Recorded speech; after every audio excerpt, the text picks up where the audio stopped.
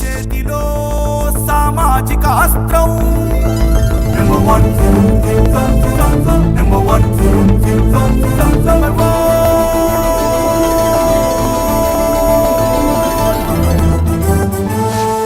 Number one.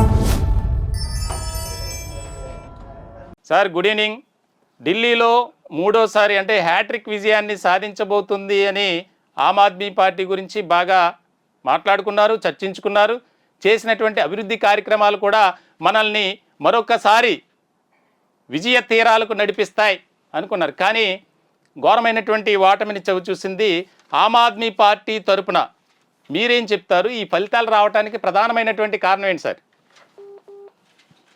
ఇక్కడ ఈ ఏదైతే ఈ పరంపర ఓడిపోవడానికి సర్జికల్ స్ట్రైక్ లాంటిది అంటాం.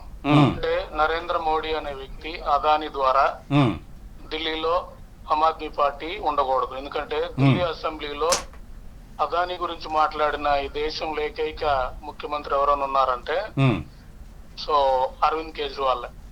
సో ఆ రోజు నుంచి ఆయన మీద సిబిఐ ఉసుగొల్పి లేని లిక్కర్ పాలసీలే అమలు అనే దాని మీద కేసు పెట్టి సో మొత్తం అడావుడు చేసి ఆ పార్టీ అంతా కూడా అరెస్ట్ చేసి కావాలని కొంత సమయం జైల్లో ఉంచి ఒక ప్రాసెస్ నడిపి అంటే వీళ్ళు ఒక అవినీతి పార్టీ అనేది వేశారు. ఎందుకంటే ఆ పార్టీ క్రెడిబిలిటీయే అవినీతికి తావు లేకుండా వచ్చిన పార్టీ కాబట్టి దానికి కూడా బురద వేయాలంటే మనం అందరం బురదలో ఉన్న పందులు. సో బయట ఉన్న వాళ్ళకి కూడా బురద ఇస్తే మొత్తం మన జాతులు గెలిపేస్తుంది అన్న విధంగా సో వాళ్ళకి ఫస్ట్ ఎక్సర్సైజ్ అది చేశారు. రెండోది వచ్చేకి ఏళ్ల మీద ఢిల్లీలో యమునా నది సెంట్రల్ యమునా నది కాలుష్యం ఇవన్నీ కూడా వీళ్ళ ఖాతాలు వేసారు. ఎందుకంటే వాళ్ళు చేయాలి. జనరల్గా ఏమనుకుంటారు రాష్ట్ర ప్రజలు ఇక్కడ రాష్ట్ర ప్రభుత్వానికి సంబంధించి అంటే ప్రజలకు అంత అవగాహన ఉండదు కదా. మూడోది అలాగే లెఫ్టినెంట్ గవర్నర్ ఉన్నాడు, అతను మొత్తం పోలీస్ అంతా అతని కంట్రోల్ ఉంటది. అక్కడ నిద్రపోయాడు అతను యాక్చువల్ గా. ఎందుకంటే ఇక్కడ ఢిల్లీలో కానీ మనం వెళ్ళిపోతే మనం కళ్ళు మూసుకొని నిద్రపోసే లాంటి కొంచెం కళ్ళు మూసి తెరిచే లోపలే ఫోన్ కొట్టేస్తారు. అవసరం అయితే మన కిడ్నీలు కూడా బ్యాచ్ ఉన్నారు ఢిల్లీలో. అంటే పోలీసులు అంతా నిర్లక్ష్యంగా ఉండిపోయారు. మూడోది వచ్చేకి ఢిల్లీ మనం కానీ వెళ్ళి చూస్తే అది దేశ రాజధానిలో ఉండదు, ఒక స్లమ్ లా ఉంటది. దానికి కూడా స్వచ్ఛ భారత్ కేంద్ర ప్రభుత్వం తీసుకోవాలి కదా.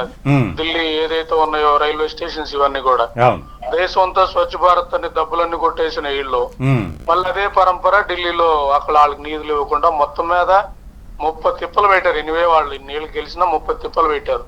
బట్ ఇవి కాక వీళ్ళు అయితే వాటన్నిటి తట్టుకొని విద్య గాని వైద్యం గాని అసలు కార్పొరేట్ స్థాయిలో తీసుకొచ్చి దేశంలోనే జీరో డెట్ స్టేట్ గా చేశారు దాన్ని.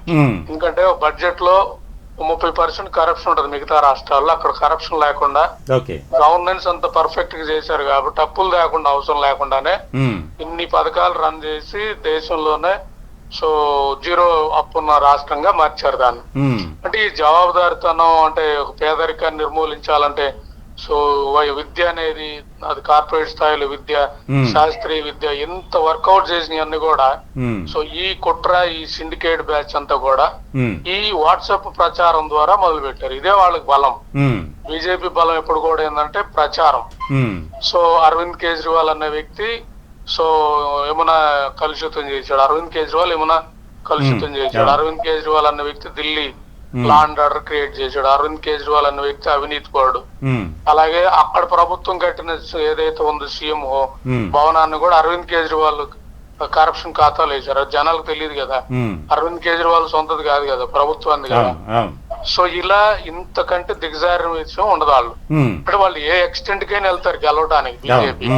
అంటే ఆ ఎక్స్టెంట్ కి వెళ్ళిపోయి ఆటోమేటిక్ గా మధ్య తరగతి ఉన్నత తరగతి వీళ్ళందరిని కూడా అక్కడ క్రియేట్ చేయడంతో పాటు రెండోది ఢిల్లీ పొల్యూషన్ పెరగటానికని దాన్ని బాగా హైలైట్ చేసి మీడియా అన్నిట్లో కూడా దీని అంతటి కారణం పక్కన ఉన్న పంజాబ్ రైతులు తగలబెడుతున్నారని పంజాబ్ ప్రభుత్వం వీళ్ళదే ఉందని మళ్ళీ అక్కడ నెట్టేయడం.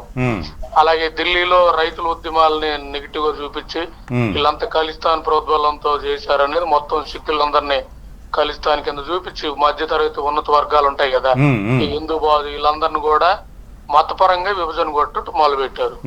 సో ఆమ్ ఆద్మీ పార్టీ అభివృద్ధి పరంగా గవర్నెన్స్ పరంగా అందరు మనల్ని పొంది అన్ని సీట్లు వస్తాయి.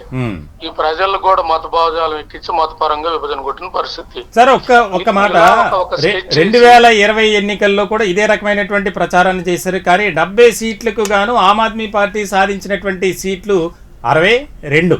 అంటే భారతీయ జనతా పార్టీ కేవలం 8 సీట్లకు మాత్రమే పరిమితమైంది. సో 2020లో ఈ ప్రచారం లేదు. 2020లో ఇవన్నీ ఉన్నా వాళ్ళు మతం కేవలంలో చూపించిన అరవింద్ కేజ్రీవాల్ ఆ రోజు ఆ మత కోణంలో పడలేదు. సో ఎప్పుడైతే అరవింద్ కేజ్రీవాల్ మీద ఈ ఖలిస్తాన్ అంటూ తురకోల్ పార్టీ అంటూ అంటే వాళ్ళ భాష కూడా వాట్సాప్ యూనివర్సిటీలో అలా అట్లాంటి భాష వాడే విధానం, అలాగే ఈయన్ని అంబేద్కరిస్ట్ మొన్న ఎందుకంటే అంబేద్కర్ అరెస్ట్ చేసినప్పుడు దాని మీద కానీ అంటే ఒక వర్గానికి రిస్ట్రిక్ట్ చేసేసారు కమ్యూనిస్ట్ లాగా. ఇప్పుడు దేశంలో కమ్యూనిస్టులు ఎదగలేగటానికి ఏంటి వాళ్ళని ఒక వర్గానికి రిస్ట్రిక్ట్ చేసే ఇంత ముదురు తెలివితేటలో ఈ దేశంలో వాళ్ళు అక్కడికే ఉంటాయి. సో దాన్ని ఇంత ప్రచారం చేసి ఈ యుద్ధంలో దుర్మార్గం ఏంటంటే మన ఆంధ్రప్రదేశ్ నుంచి ప్రజల కోసం పెట్టిన పార్టీని మన నందమూరి తారక రామారావు బడుగు బలహీన వర్గాల కోసం పెడితే దాన్ని కబ్జా చేసిన ఈ చంద్రబాబు నాయుడు అనే మహానాయకుడు ఢిల్లీ వెళ్ళి సిండికేట్ లో భాగం అయిపోయాడు. ఎందుకంటే ఈయన మీద కేసు ఉంది, ఆ కేసు ఎక్కడ మళ్ళీ తోడతారన్న దాంతో వాళ్ళతో కాంప్రమైజ్ అయిపోయి వాళ్ళ అబ్బాయి రాజకీయ భవిష్యత్తు కోసం కాంప్రమైజ్ అయిపోయి అంటే పేదల మీద జరుగుతున్న యుద్ధం సామాన్యుల మీద యుద్ధం జరుగుతుంది, లేదా ప్రజాస్వామ్యానికి లేదా మాఫియాకి యుద్ధం జరుగుతూ ఉంటే మాఫియా పక్కన చేరిన దుర్మార్గ పార్టీ ఆంధ్రప్రదేశ్ లో తెలుగుదేశం పార్టీ అని చెప్పాలి. దీనికి ఆయన ఢిల్లీలో వెళ్ళి డబుల్ ఇంజిన్ సర్కారు అభివృద్ధి జరుగుతుందంటే ఏ ఎండ మాట్లాడే పరిస్థితి ఎందుకంటే ఇంకా దిగజారిన రాజకీయాలు దేశంలో ఎక్కడ ఉండవు అనేది మన 2019లో ఈయన అరెస్ట్ చేస్తే అరవింద్ కేజ్రీవాల్ వచ్చి మద్దతు ఇచ్చాడు. ఆయన ఇప్పుడు అక్కడికి వెళ్ళి ఆయన కష్టాల్లో ఉంటే ఆయన ఓడిపోయమని చెప్పాడు. అంటే ఏ మాత్రం నీతి కూడా లేని ఏదన్నా విధానం ఉందంటే అది ఒక చంద్రబాబు నాయుడు గారే. ఎందుకంటే ఈ వెళ్లే విధానంలో మేము చెప్పదలుచుకుంది మాకు గెలిపోవటంలు అనేది పెద్దగా క్రైటీరియా కాదు.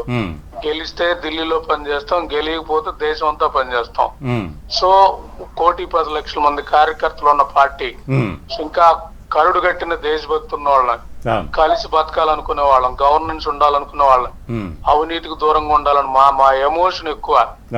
ఈ ఎమోషన్ కనుక వర్కౌట్ చేయగలిగితే దేశంలో సో ఆల్టర్నేటివ్ కాంగ్రెస్ లేకుండా పక్క బీజేపీ వ్యతిరేకంగా పుట్టిన పార్టీ లాగా ఎమర్జ్ అవుతుందని చెప్పదలుచుకున్నా. సరే, ఇక్కడ ఒక ప్రధానమైనటువంటి అంశం ముఖ్యంగా పార్టీలో చాలా కీ రోల్ అంటే పార్టీలో నెంబర్ 1, నెంబర్ 2 పొజిషన్ ఉన్నటువంటి అరవింద్ కేజ్రీవాల్ గాని మనీష్ సిసోడియా గాని ఇద్దరు కూడా ఓడిపోయారు.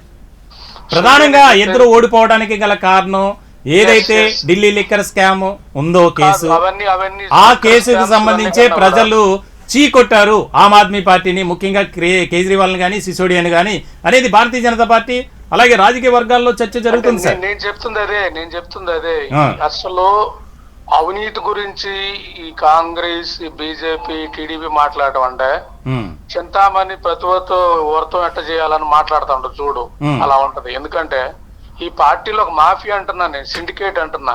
అవినీతి కూడా చేయట్లేదు, ఎన్నో సిండికేట్ అంటే ప్రభుత్వాలు మారుతా ఉన్నా ఒకరినొకరు టచ్ చేసుకోకుండా ప్రయోజనాలు ఉండే పార్టీలు. ఇలాంటి పార్టీలు అరవింద్ కేజ్రీవాల్ మీద కేసు అవినీతి అంటే సుప్రీంకోర్టే చెప్పింది సిబిఐ పంజరంలో చిలకలాముందని. సో ఇప్పుడు వరకు ఆ కేసు అయితే ఆయన మీద చేసిన ఆరోపణ సింగిల్ కూడా ప్రూవ్ చేయలేకపోయారు కదా. అసలు పాలసీలు లేనప్పుడు కేసు ఎక్కడ ఉంటది? లిక్కర్ పాలసీ ఉంటే కదా నీకు కేసు వచ్చేది. అంటే భవిష్యత్తులో పాలసీ సరే అదేమి లేదు, ఎలాంటి తప్పు చేయలేదు ఆమ్ ఆద్మీ పార్టీలో ఉన్నటువంటి కేజ్రీవాల్ గానీ సిసోడియా గాని. కానీ మరి ఎందుకు వారు ఓడిపోయారు?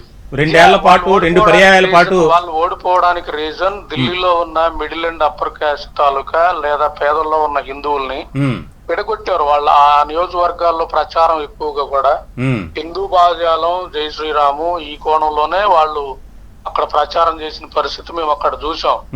అంటే ఆయన్ని కూడా హిందూ వ్యతిరేకంగా చూపించిన పరిస్థితి. అరవింద్ కేజ్రీవాల్ లేదా పార్టీలో ఎంట్రన్స్ లోనే శ్రీరాముడు బొమ్మ ఉంటది. అంటే ఆ పార్టీ అన్ని మతాలకు అన్నిటికీ ప్రిఫరెన్స్ ఇచ్చే పార్టీ. అంటే వీళ్ళు రాజకీయాల కోసం కూడా దేవుని కూడా తీసుకొచ్చారు మళ్ళీ, అది నేను చెప్పేది. సో ఇంతకంటే సిగ్గుమాలిన పార్టీ దేశంలో ఏదన్నా ఉందంటే ఒక బీజేపీ పార్టీ అనేది మనం చెప్పదు. గెలవడానికి ఏ ఎక్స్టెంట్ అని వెళ్తారంటే ఇది వాళ్ళ తరం. సిబిఐని వాడారు, ఈడీని వాడారు, ఈసీని వాడారు, మొత్తం ఢిల్లీ పోలీస్ వ్యవస్థను వాడారు. ఇంకా ఎలక్షన్ క్యాంపెయిన్ చేయలేదు, వాళ్ళు గోండాలు పెట్టుకొని సింక్ వేశారు, అవి వేసారు. అంటే ఇన్ని ఎక్సర్సైజ్ చేసి ఇంత యుద్ధం చేసినా వాళ్ళు మళ్ళీ వీళ్ళకి వచ్చిన సీట్లు రాలేదు, వీళ్ళకి 62 వస్తే వీళ్ళకి ఎన్ని 47 42 వచ్చాయి కదా, అంటే ఏమీ చేయలేకపోయినట్టే కదా. అంటే ఇప్పుడు ఒకటిసారి ఇక్కడ అన్నా హజారేతో ఎంతో సాన్నిహిత్య సంబంధం ఉంది, సామాజిక అంశాలపై ఒక ఉద్యమం చేశారు, పోరాటం చేసినటువంటి ఇద్దరు కూడా, కేజ్రీవాల్ గానీ అన్నా హజారే గానీ. ఆయన తాజాగా ఈ ఎన్నికల ఫలితాల అనంతరం ఆయన ఒక వీడియో రిలీజ్ చేశారు. కేజ్రీవాల్ అవినీతి అక్రమాలకు పాల్పడ్డారు కాబట్టే ఈ రకమైనటువంటి ఫలితాలు వచ్చాయని. దాన్ని ఎలా చూడాలి? సో ఇక్కడ మేము అన్నా హజార్ అనే వ్యక్తి 2014 వరకు విపరీతంగా మాట్లాడిన అవినీతి గురించి 14 నుంచి అక్కడ కళ్ళు మూసుకొని నిద్రపోయాడా? అంటే అతను బీజేపీ మనిషి అనే కదా ఆ రోజు అతనితో డిఫర్ అయి పార్టీ పెట్టింది, లేకపోతే పార్టీ పెట్టాల్సిన అవసరం రాదు కదా. సో ఈ దేశంలో హిండెన్బర్గ్ తాలూకు 6200 ట్రాన్సాక్షన్స్ హవాలా ఉన్నాయని ఉత్తి సాక్ష్యాలు తెత్తి ఇప్పటి వరకు కోర్టులు రెస్పాండ్ అవ్వాలా. ఆంధ్రప్రదేశ్ లో 1,00,000 కోట్లు ఈ విద్యుత్ కాంట్రాక్టులో లాలూచి జరిగిందని కేంద్ర నిఘా అమెరికా సంస్థలు ఆధారాలు తెత్తే చర్చ లేదు, ట్రాఫిల్ లేవు, ఇలా మొత్తం 12-13 లక్షల కోట్ల బ్యాంక్ డెట్ రైట్ ఆఫ్ వేస్తే వాటి మీద కేసు లేదు. ఇవన్నీ కనపడతలేదు అన్నా హజార్కి. అంటే క్లియర్ గా ఆయన అజెండాలో బీజేపీ ఉంది. ఆ రోజు కాంగ్రెస్ ని ఓడియటానికి వాళ్ళతో కలిపాడు. ఇప్పుడు కాంగ్రెస్ అయిపోయిన తర్వాత బీజేపీ వచ్చింది కాబట్టి గమ్ముకున్నాడు.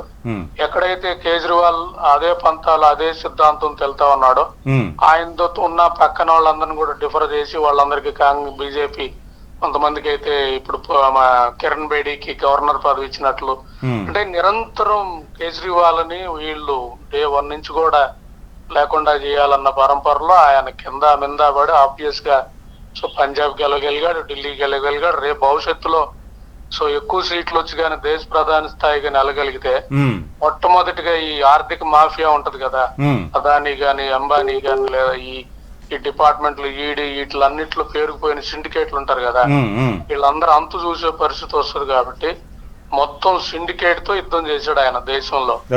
ఆ సిండికేట్ తో జరిగిన యుద్ధంలో ఈ టీడీపీ పార్టీ కూడా వెళ్ళిపోవడం అంటే ఇక్కడ మనం ఈ టీడీపీ ముఖ చిత్రం ఏంటనేది రాష్ట్రపతులకు చెప్పాలనేది ఆంధ్రప్రదేశ్ ఆమ్ ఆద్మీ పార్టీగా మేము చెప్పదలుచుకున్నాం.